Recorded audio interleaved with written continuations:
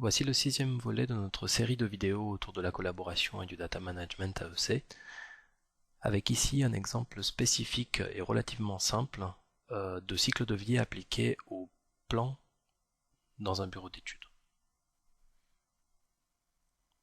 Donc la partie théorique que nous allons présenter ici va tout d'abord nous faire nous arrêter sur la terminologie autour du data management et de Volt en général. Alors il faut savoir en fait que nous avons plusieurs termes qu'il va falloir définir, dont le processus complet, et c'est ce que nous appelons un cycle de vie dans Volt. Donc ce sont les différentes étapes qui sont liaisonnées entre elles par ce qu'on appelle les transitions. Donc ce sont les étapes du processus, les états en termes de vocabulaire Volt du cycle de vie, qui sont ensuite liés entre elles par des chemins de ce processus qui sont appelés transitions du cycle de vie dans le vocabulaire Volt.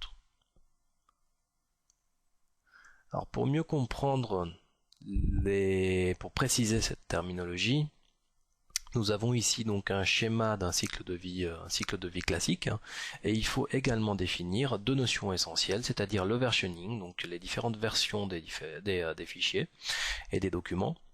Donc ces versions sont créées lors de soit de l'archivage, soit du changement d'état, puisque nous savons maintenant ce qu'est un état, et chaque version est présente dans l'historique, elle est conservée dans l'historique du coffre-fort de Volt. Elle est gérée automatiquement par Volt, l'utilisateur n'a pas la main sur les différentes versions. Et la deuxième notion, ce sont bien sûr les révisions, dont nous avons déjà un petit peu parlé, mais que nous n'avons pas décrit précisément. Donc la première chose à savoir, c'est qu'elles sont seulement créées par une action utilisateur, ou bien si le processus, si le différent cycle de vie le demande. C'est-à-dire si on a par exemple le déclenchement d'une révision à cause d'une transition d'un état vers un autre état.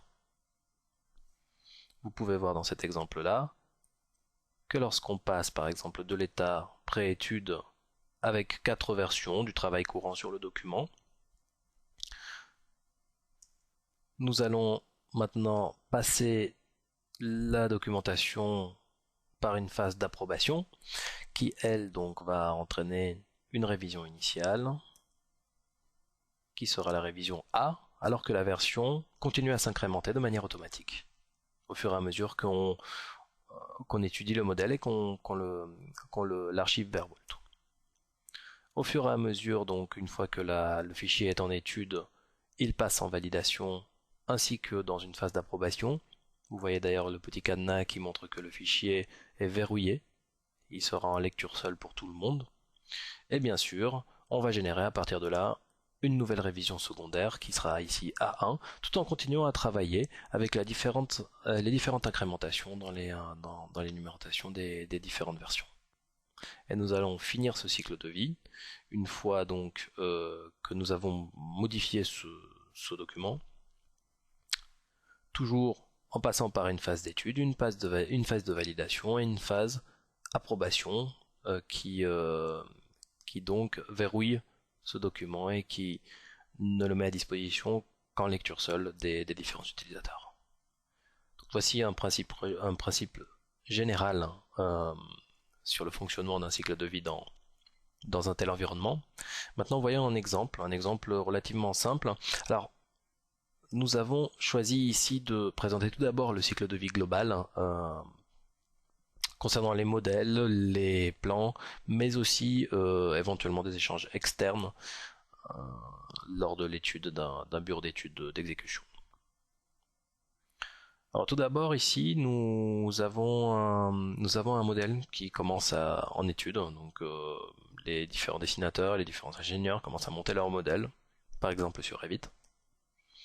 Et vous allez pouvoir donc passer ce modèle, générer les différents plans, donc les différents plans de béton armé, d'acier par exemple si nous sommes en structure, les différents plans MEP aussi, pourquoi pas. Donc on va pouvoir générer ces différents plans qui vont passer en vérification par exemple, disons le BIM Manager. Lors de ce travail, les différentes versions sont incrémentées automatiquement par le logiciel, par Volt. Nous aurons ensuite une phase d'approbation interne initiale qui va nous mener vers une phase de diffusion où le fichier se retrouve en lecture seule.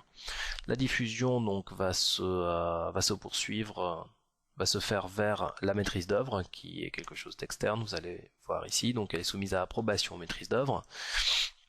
Et en cas de non-approbation, bien sûr, le plan revient au bureau d'études qui va retravailler sur le modèle et qui va bien sûr réaliser une révision secondaire, ici dans notre exemple, donc A1, A2, A3, etc.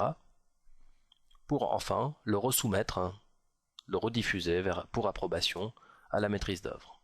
Et lorsque cette maîtrise d'œuvre approuve finalement le plan, on va pouvoir donc réaliser une révision primaire, donc typique de ce que vous voyez ici, et rendre le document, le plan, bon pour exécution, et éventuellement l'archiver lorsque l'ouvrage a été réalisé.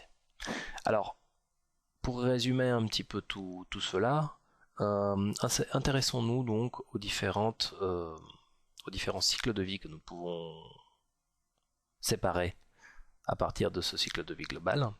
Alors, nous avons donc ce cycle de vie global qui peut être en quelque sorte séparé en deux types de cycles de vie classiques, le cycle de vie interne au BE, donc qui correspond au modèle et au plan. Et si nous nous intéressons à quelque chose d'extrêmement simple ici, c'est pour justement expliquer les principes pour une première fois. Nous allons nous intéresser ici donc seulement au cycle de vie interne au bureau d'études pour les plans, donc avec deux étapes en vérification et en diffusion. Nous voyons ici 4 exemples de différents utilisateurs dans le tableau du bas, dessinateur, ingénieur, le manager BIM et le chef du bureau d'études. Nous voyons quel rôle dans Vault leur ont été attribués afin que pour chacune des phases, vérification ou diffusion, ils puissent être donc soit en lecture, soit en édition des différents plans, et bien sûr qu'ils aient également accès ou pas à certaines transitions. Donc par exemple, vous voyez que les dessinateurs et ingénieurs, les utilisateurs standards, je dirais, ne peuvent pas diffuser les différents plans. Seul le BIM Manager et le chef du bureau d'études peuvent le faire ici. Regardons maintenant cet exemple de cycle de vie interne au niveau des plans et montrons de quelle manière il fonctionne, donc toujours pareil avec une vue graphique et un tableau, pour bien pouvoir comprendre ce qui se passe dans un tel cycle de vie. Alors tout d'abord, les plans commencent leur cycle de vie donc en vérification, lorsqu'ils ont été générés et soumis à vérification par le BIM Manager ou le chef du bureau d'études. Donc lorsque les utilisateurs travaillent sur les plans, bien évidemment on va avoir un indissage, une incrémentation des versions du plan, donc c'est ce que vous voyez ici jusqu'à la version 3. Et ici, donc, le BIM Manager par exemple va pouvoir diffuser le plan en version 3. Donc il s'agit d'une approbation interne initiale, donc tout ce cycle de vie est interne bien sûr. Il va donc réaliser la révision initiale sur ce plan et le soumettre à approbation en externe par la maîtrise d'œuvre. Mais ça, à la limite, ça ne concerne pas notre cycle de vie interne. Donc il passe le plan en diffusion, donc en lecture seule pour, vous le voyez, pour le dessinateur, l'ingénieur et le chef du bureau d'études. Si le plan n'est pas approuvé par la maîtrise d'œuvre, il revient au bureau d'études et il est resoumis en fait au travail des dessinateurs et ingénieurs qui travaillent sur le document, régénèrent le document, donc travaillent avec une version 4, une version 5. Et puis le plan est soumis à une vérification par le BIM Manager par exemple, qui va pouvoir réaliser une révision secondaire dessus, à 2, ici. Ce plan est repassé en diffusion. Si la maîtrise d'œuvre ne l'approuve pas encore une fois, le plan reviendra bien sûr pour un retravail en bureau d'études avec par exemple les versions 6 et 7 et sera resoumis à une approbation interne qui va résulter sur une révision secondaire à 3 ici.